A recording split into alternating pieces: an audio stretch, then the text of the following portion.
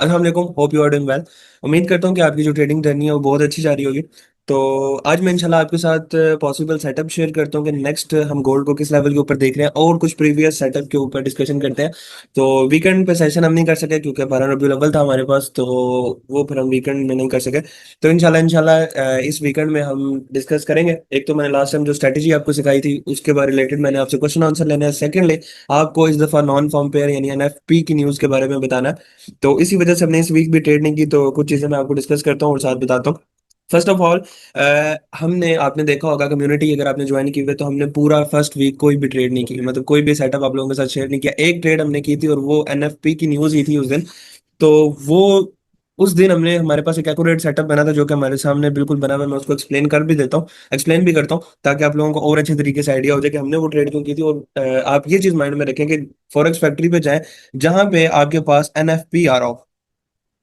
अच्छा जी, हम forex factory के ऊपर आ गए और यहाँ पे चेक करें कि एक हमारे पास ये आ रहा है थर्सडे वाले दिन एडीपी नॉन फॉर्म पे। ये जो सी नॉन फॉर्म एम्प्लॉयमेंट चेंज है इस न्यूज के रिलेटेड, मतलब इससे आपने घबराना नहीं है। बस रियल न्यूज होती है वो हमारे पास फ्राइडे वाले दिन होती है। और आप यहाँ पे एक शॉर्टकट माइंड में रखें कि जिस जिस वीक में नॉन फॉर्म पेयर की न्यूज हो वो पूरा वीक आपने ट्रेड नहीं करनी।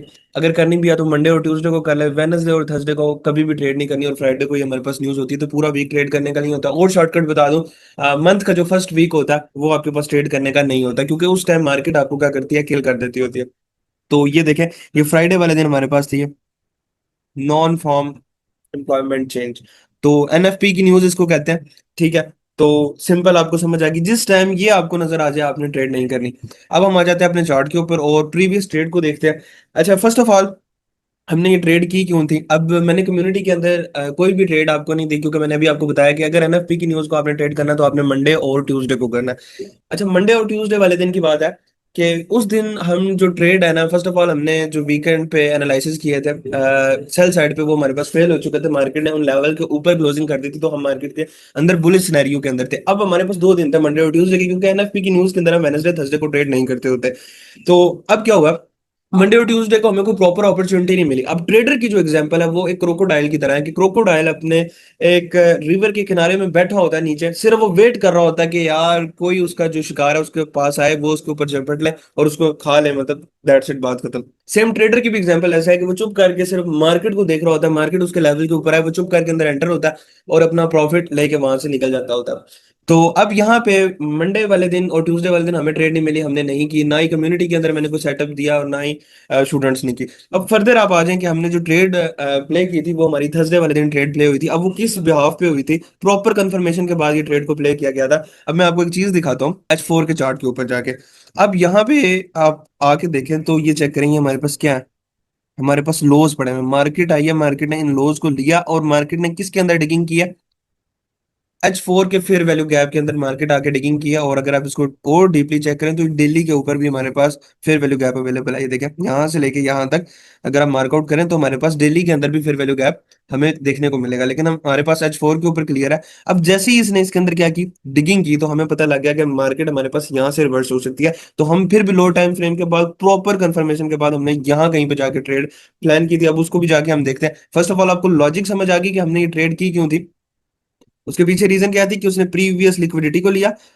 ठीक है, उसके बाद आईआरएल मतलब इंटरनल रेंज लिक्विडिटी के अंदर डिगिंग की, मतलब आईआरएल को लिया। अब आईआरएल टू ईआरएल जाना था, मतलब यहां से लेके मार्केट ने आईआरएल को हिट किया, उसके बाद ईआरएल क्या था, ये स्विंग हाई था, मार्केट ने इसको लेने जाना था, मतलब हमारे पास टारगेट भी क्लियर हो गए, मतलब आईआरएल टू ईआर।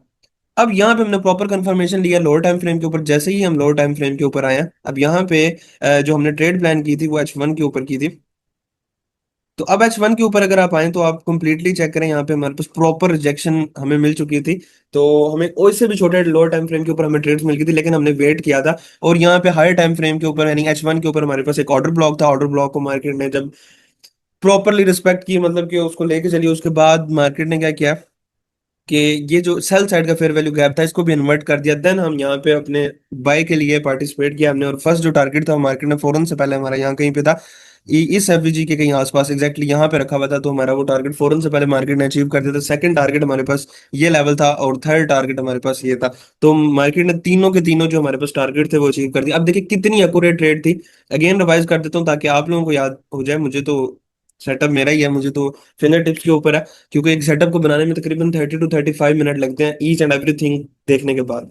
तो अब यहाँ पे मार्केट ने टोटल लिक्विडिटी ली जितनी भी पेंडिंग पड़ी हुई थी, और उसके बाद ये हमारे पास H4 का फेयर वैल्यू गैप है, और डेली का भी है। मार्केट ने उसके अंदर डिगिंग की, रिजेक्शन शो करवाई, फिर उसके बाद हमारे पास ऑर्डर ब्लॉक बना। उसके बाद हमने वेट किया है कि सेल साइड का फेयर वैल्यू गैप को मार्केट इन्वाइट करे, उसने इन्वाइट किया, प्रॉपर एंट्री मॉडल हमारा यहाँ पे क्रिएट हुआ, फिर उसके बाद हम यहाँ पे एंटर हुए। और एनएफपी की जब न्यूज थी हमारे पास, तो हमने टाइट स्टॉप लॉस के साथ ट्रेलिंग की थी, और जैसी न्यूज आई तो फौरन से पहले उसने जो है हमारी टारगेट को अचीव कर दिया। तो ये हमारी ट्रेड थी उस दिन की। तो होप्स जिनका क्वेश्चन था कि उस दिन हमने, यानी थर्सडे वाले दिन हमने ट्रेड किस तरह प्लान की थी, क्योंकि बहुत सारे स्टूडेंट्स भी क्वेश्चन कर रहे थे और कुछ कमेंट्स भी मेरे पास आए थे कि ये सर ट्रेड आपने कैसे किया। तो होप्स आपको इसकी समझ आ गई होगी। अब फर्दर जो हम इसकी जो प्लानिंग करते हैं कि फर्दर हम इसको किस साइड के ऊपर देख रहे हैं। तो फर्दर जो हम इसको देख रहे हैं वो हम बाय साइड के ऊपर है। मेरा जो वीकली टारगेट था वो मार्केट अप्रोक्सीमेटली उसको हिट करने के पास आ चुकी है। तो वो जो मेरा ये टारगेट था वो ऐसे था कि मार्केट में ये रिटेलर की एक जो है वो रेजिस्टेंस थी, ठीक है। रिटेलर कॉन्सेप्ट भी हमने साथ देखने होते हैं। देखें, ऑल टाइम हाई था रिटेलर की कॉन्सेप्ट के ऊपर, ये रेजिस्टेंस थी। रिटेलर की रेजिस्टेंस का ब्रेकआउट किया, रिटेस्ट किया, अगेन रिटेस्ट किया, मतलब उसको प्रॉपर उसने सपोर्ट बना लिया, क्योंकि जब दो दफा मार्केट एक लेवल से ऊपर चल जाए, फर्स्ट टाइम भी देखिए ब्रेकआउट करके इमीडिएट रिटेस्ट करके फौरन से ऊपर, यहाँ से भी ऊपर गई, तो ये रिटेलर ने सपोर्ट एक बना लिया। तो मैं यहाँ से जो वीकली मेरे एनालिसिस के अकॉर्डिंग मैं बुलिश था, ठीक है, और हूं भी। तो अब जो मेरा टारगेट था ट्रेड करने का वो ये था कि ये रिटेलर की सपोर्ट है, ठीक है। मार्केट आए, रिटेलर की सपोर्ट पे आए और रिटेलर को ट्रैप करे। ट्रैप कैसे करेगी, जाहिर सी बात है नीचे जाएगी। अब कितना नीचे जाएगी वो भी मैं आपको बता दूं कि वो हमें पता होता है कि कितना नीचे जाएगी। अल्हम्दुलिल्लाह अल्हम्दुलिल्लाह हमें ये पता होता है कि मार्केट कितना नीचे जा सकती है। मैं यहाँ पे आपको बता दूंगा कितना नीचे जा सकती थी। अब ये रिटेलर की सपोर्ट थी, उसने नीचे यहाँ पे आके रिटेलर को ट्रैप करना था कि जी ब्रेक डाउन हो गया, ये जो लेवल था ये टूट हो चुका है, मार्केट अगेन नीचे आ रही है। तो मे भी यहाँ पे रीटेस्ट भी कर देती, तो कितना नीचे आती वो मैं आपको बता दूं। वो जो मैं भी आपको बता रहा था कि वो हमारे एनालिसिस के अकॉर्डिंग हमें पता लगता है वो कितना नीचे आ सकती थी। वो ये हमारे पास लेवल है, ये हमारे पास क्या है, फेयर वैल्यू गैप है, ठीक है। ये एफवीजी के हमारे पास किस लेवल तक आ सकती है, 0.5 के लेवल तक आ सकती थी। इसके बाद मार्केट में हम इसको बाय देख रहे थे।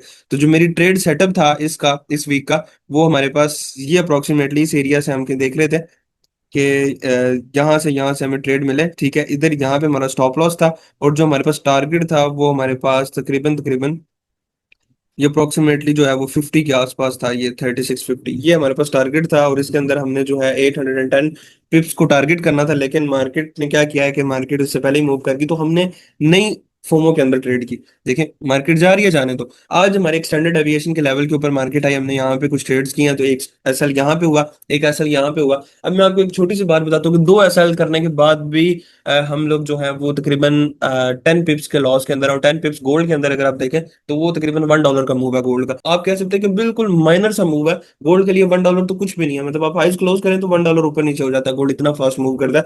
तो दो ट्रेड्स में ऐसा होने के बावजूद भी हम ब्रेक इवन के ऊपर हैं, ये चीज है रिस्क मैनेजमेंट। तो आप हमेशा रिस्क मैनेजमेंट को फॉलो करें, देन ही आप प्रॉफिटेबल हो सकते हैं। तो ये मेरा सिनेरियो था, ये मैंने आपके साथ शेयर किया। तो अभी देखते हैं, क्योंकि ये सेटअप तो हमारे पास यहाँ से सेलिंग की तरफ इंशाल्लाह हम इसको देखेंगे, क्योंकि हमारे पास लिक्विडिटी पेंडिंग है। तो अभी हम देखते हैं मार्केट को, कल मार्केट ओपन होती है क्या करती है। अभी फिलहाल बाईस भी मार्केट के जो है वो हमारे पास बुलिश है। तो फर्दर हम इसको सेल में देख रहे हैं, और किन किन लेवल से हम बाय करेंगे वो भी इंशाल्लाह मैं आपको ग्रुप के अंदर अपडेट कर दूंगा। ग्रुप ज्वाइनिंग की कोई भी पाबंदी नहीं है, आप करना चाहें आप कर लें। उसके अंदर सेटअप शेयर किए जाते हैं, और किसी को कोई भी रिकमेंडेशन नहीं है कि आप उन सेटअप्स के ऊपर जाके ट्रेड करें। आप देखें सेटअप कैसे बन रहा है, लर्निंग दैट्स इट बस। चलें, अपना ख्याल रखिएगा, अल्लाह हाफिज।